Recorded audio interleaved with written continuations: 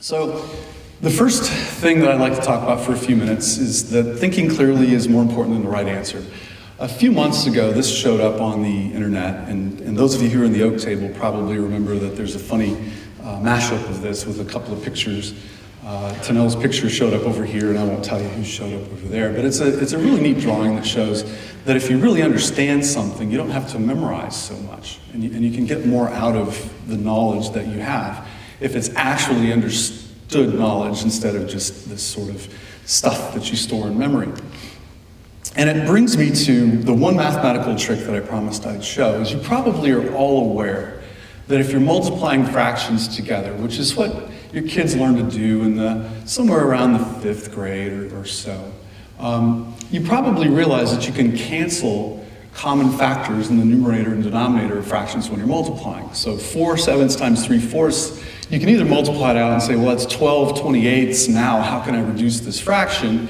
Or you can reduce the fraction at a time in the problem earlier. It's a filter early kind of a trick, where it's easier. And you can say, well, that 4 and that 4 match. And basically, there are all sorts of rules of arithmetic and axioms that allow you to prove that this is possible. But a trick you can remember is you can cancel the 4s, and you end up with 3/7. Now, one that a lot of people don't know is this one. How many of you knew you could do this? You could just arbitrarily knock digits out of numerators and denominators too. And this is proof, because 95 over 19 is in fact 5. Well, the problem with this trick is that it's an unreliable trick. It works for 95 over 19, and it works for about 4 or 5 other numbers. Actually, it works for 12 other numbers, but only 3 or 4 are interesting. This, for example, doesn't work. And you can tell, because there's not 19 more in the numerator to make the 6 possible. But that really actually, in fact, does work. This, of course, doesn't work. So the problem that this illustrates to me is that really when you teach, and especially kids, and I showed you, I've got children who are 14, 12, and 5 at the house. They're perfect ages. All those ages are perfect for learning. It turns out also 48 is really perfect for learning as well, because that's where I am. But to teach, it's basically an act of testing the code path in the person's brain that you're trying to teach. And not just the memory, but the code path. And teaching is very much like debugging code, because the 3 things that you need to do really, really well to debug code are also the 3 things that you need to do really, really well to teach your kids. You need to be able to simplify. You especially need to be able to find edge cases. Because how horrible of a trick would it be upon your child to show them the cancel the 9s trick, and then give them a test that consists of only the 4 interesting numbers for which that trick works, and then send them out into the wilderness where they just randomly scratch through 9s and 6s and 3s, and it won't work. So you basically, with those tests, would be teaching your kids something that actually, as a matter of fact, isn't true. And you have to be patient. With computers, it's patient for a different reason, because computers listen to you. That's why you have to be so patient with them, because a lot of what you tell them to do is wrong. With kids, there are 2 problems. You have to be patient because they won't listen that as well as a computer will, but then you forget that sometimes you're wrong too, so you have to be patient on both sides of the equation with yourself as well. Now, I have a theory about children and learning and teaching and being a parent, and it summarizes in one tidy little sentence. Your mileage, your number may vary, but I think this is about right. My kids will listen to me only about 1,024 times, and then they're done. And if you think about it, there's an age that you became where suddenly the joke is your parents became stupid all of a sudden, right? They told you stuff, and then when you got about 7 or 8, you decided, okay, I've heard enough. You can't tell me any more stuff. And then you started making stuff up on your own. And then you turned 21 or 22 or 19 or 16 or whenever you moved out, and then you started slowly figuring out that your parents weren't as stupid as you thought they were when you were younger. Well, the corollary, and it's very important, this corollary I'm going to show to this particular theory, is that therefore I have to teach my kids to learn the things that I would have told them on their own. Otherwise, they won't ever know the things that I thought was important to tell them. So that brings up a couple of stories, and this is where the fun, for me at least, really begins. So story number 1 is the story called The Argument About Crayons. My family and I like to go out to eat. In particular, this is a photograph taken on an original iPhone. Haven't iPhone photographs come a long way since the first version of the iPhone? But these are my children, Alex and Nick. They're 2 years apart. And this is taken at a restaurant called Rafa's Cafe Mexicano. And if you've ever been to Texas with me during the symposium, I've probably taken you there. This is what they do. They pick up crayons and they draw on stuff. The paper on the table is drawable paper. It's the kind of stuff where they encourage kids to draw pictures and then they cut out the pictures and hang up the really cool ones on the wall. Alex likes to draw on cups and other things too. He's a multimedia kind of a guy. Now, this is probably around 2005 or so, when Alex would have been about 6, 7-ish years old, and Nick, again, 2 years younger than him. Well, the same pattern happened every time we went to Rafa's, and it really bothered me that what they would do is they would instantly start to peel the paper off the crayons. So it's as if they thought they were cleaning the crayons or something, or purifying them somehow. They'd peel the paper off the crayon, and then the first thing that would happen is they'd put the crayon in their little hand, they'd push down, and it'd break. And now, instead of having crayons that are this long that they can actually draw things with, they've got crayons that are this long, which you kind of have to hold in your fingertips, and it's weird. So we had this argument. I told them to please leave the paper on. Well, apparently pulling paper off crayons has got the same genetic appeal as pulling scabs off of wounds. It's just you can't not do it when you're 7 or 8 years old. But I kept trying to tell them that it makes the crayons weaker and you shouldn't do it. So paper, no paper, paper, no paper. And it finally occurred to me the theorem of, well, if I holler things at my kids and I force them to pretend that they believe what I'm saying, it's not going to work very long. I mean, they're smarter than I give them credit for if I think I can just tell them things that I think are true and then say, damn it, it's true, so commit it. I don't care if you believe it or not. So what we did, I remember this thing. I decided we needed a test. I decided instead of listening to me, they need to find out for themselves whether crayons are stronger with the paper or not. As a matter of fact, it occurred to me that, maybe I'm wrong. Maybe they're not stronger with the paper on them. So we made a test. We talked about it. It's about a 30-mile drive to this restaurant.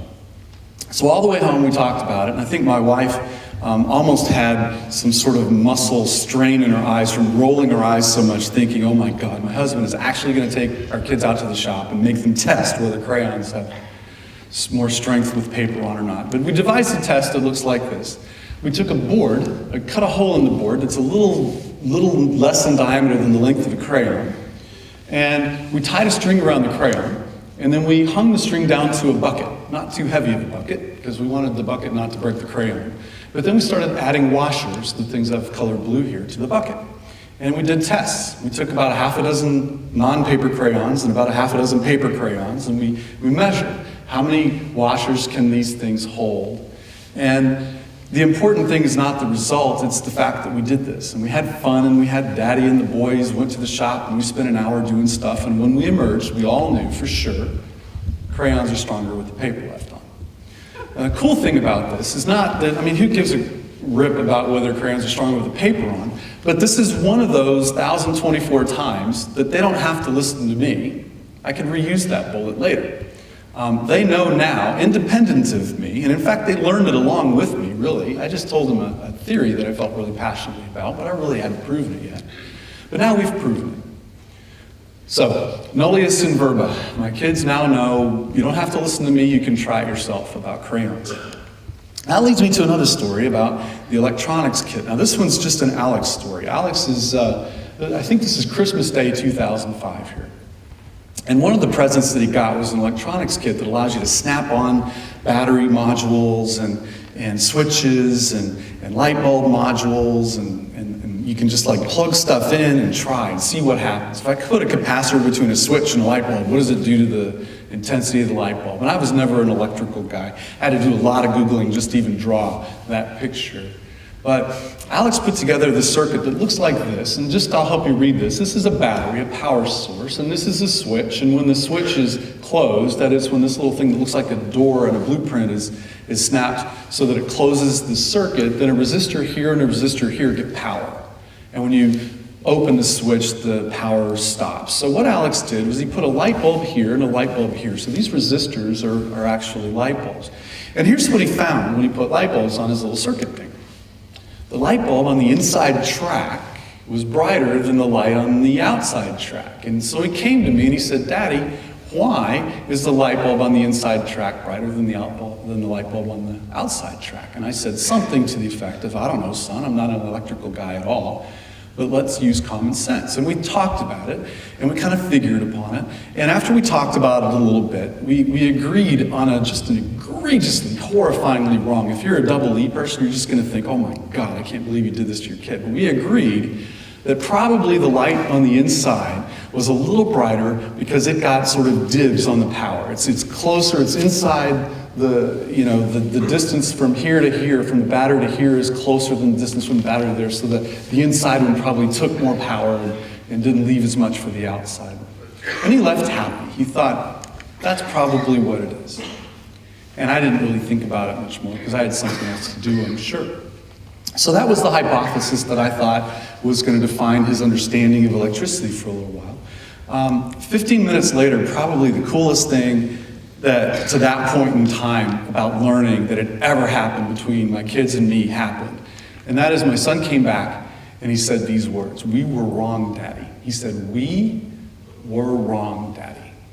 And I said, "What do you mean? What do you mean we were wrong?" He said, "You remember the thing about we think the inside light bulb gets more power and kind of doesn't let the outside light bulb get as much?" He said, "That was wrong." I said, "How do you know?" And he said, "Because I switched bulbs." And that's, I mean, seriously, that's like pick up your kid and squeeze it. Nullius in verba, he learned it, maybe from the crayon thing or maybe from some other things we did, but here's what happened when he switched the bulbs. Now the inside one's dim and the outside one's bright. So clearly our theory about the inside one having an advantage just doesn't hold anymore. So what we found out, we kind of read some stuff and we found out, well, the two bulbs have different wattage ratings. So the brighter one was the higher wattage bulb and the dimmer one was a lower wattage bulb.